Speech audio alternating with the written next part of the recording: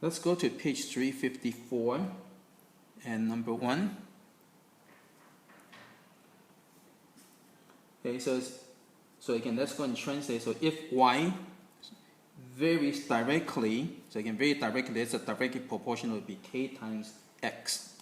Okay, and it says, and y equal to 6 when x equal to 15. So that's your first case, so that's your y1, x1. Okay, it says find y, so that's your y2, when x equal to 25. Okay, so you can write down all your information. Okay, so let's just go through the steps. So substitute everything in here. So you got 6 is equal to k times 15. So divide by 15, divide by 15. So k equal to 6 over 15. Again, you can simplify, you can just leave it. Either way, it doesn't matter. Okay, so once you find k, you want to go and update your equation. So you got y equal to 6 over 15 times x. Okay, so update your equation.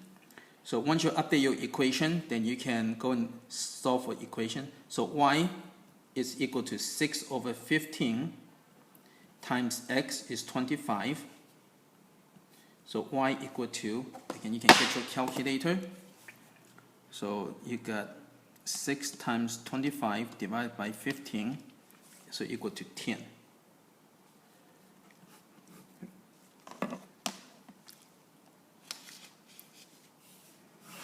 Okay, number 3.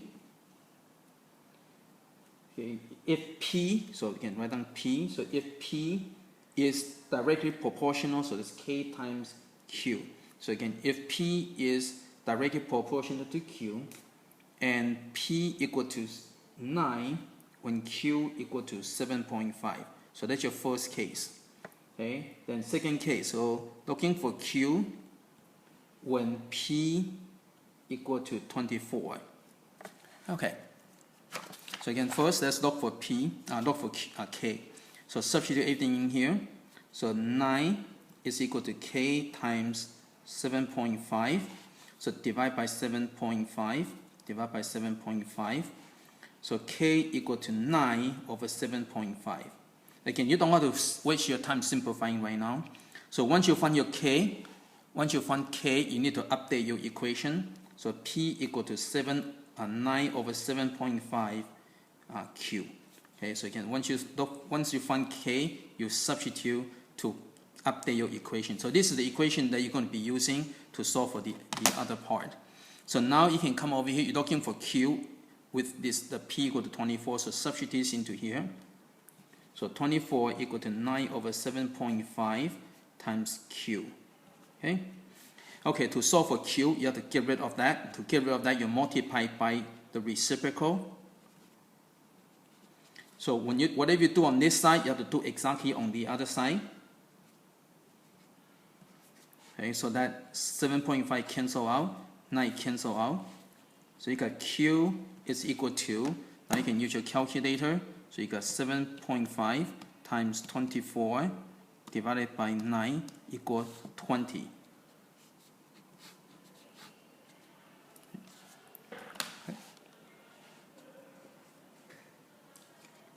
Okay, let's go to number 5.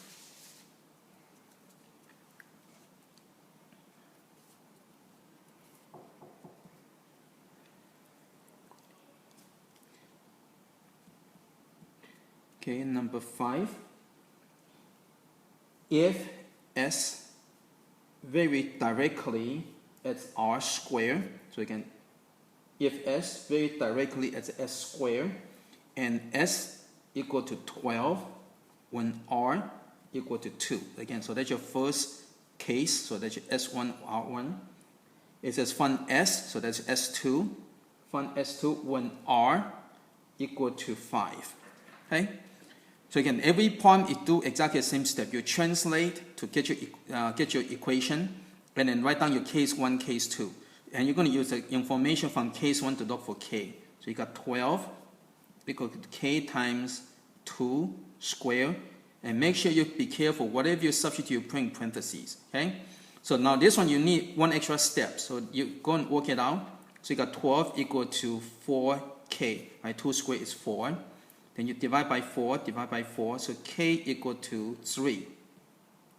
So as soon as you find k, go and update your equation. So you're going to have s equal to 3r squared. Okay? So that's your updated equation. Then after that, you can go and use that to solve here. So s equal to 3 times 5 squared. Again, you need to know your order of operation. So you have to square that first. So s equal to, so 5 squared is 25 times 3 will give you 75.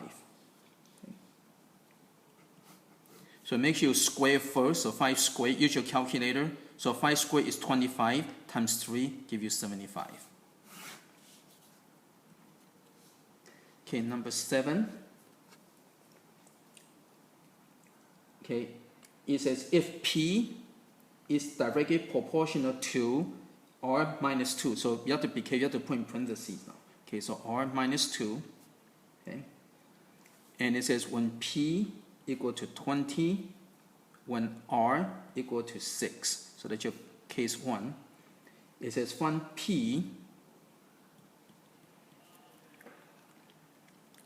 when, so find P when R equal to 12. Okay, okay, so again, you just do exactly the same thing. So look for K. So P is 20, R is 6. So you got 20 equal to K times 4. So divide by 4, divide by 4. So K equal to 5. So once you find K equal to 5, you come over here, you substitute to update your equation. So P is equal to 5 times R minus 2. Okay? Then after that, you substitute this here to look for the P. So P equal to 5 times 12 minus 2. So P equal to 5 times 10. So P equal to 50. Okay.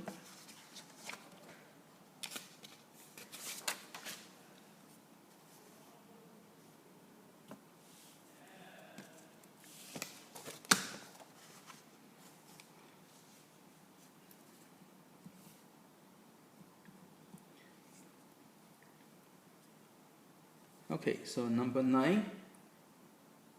It gives you information. It says A, B, C are positive and A over B. So it gives you the equation A over B equal to B over C. Okay, and so it says B is called a mean, proportional, or geometric means between A and C.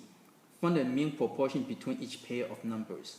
Okay, so you have two. So you're looking for the numbers between 2 and 18. So basically what you have is that this is your A, and that's your B, and that's your C. So you're looking for this number right over here. Okay? Okay, so that's what this means. Okay, so I can use your equation. So you got you got 2 over B equal to B over C. So you cross multiply. Okay, so when you cross multiply, you got B squared equal to 2 times 18. So B squared equal to 36. And so B equal to, now when you take the square root on both sides, normally you do plus or minus. But since when you do the geometric mean, we usually take the positive number. That's called the principal root. So just go and take the positive. So B equal to 6. Okay, and that's it. Okay. Okay, number 11. You're looking for a number between 8 and then 9. Okay. Okay, so you can use this equation. So you can let your A, B, C. So A over B equal to B over C. Okay. So you cross multiply. So basically you multiply, you take the square root. Okay. So you got B squared equal to 8 times 9. So B squared equal to 72. Take the square root.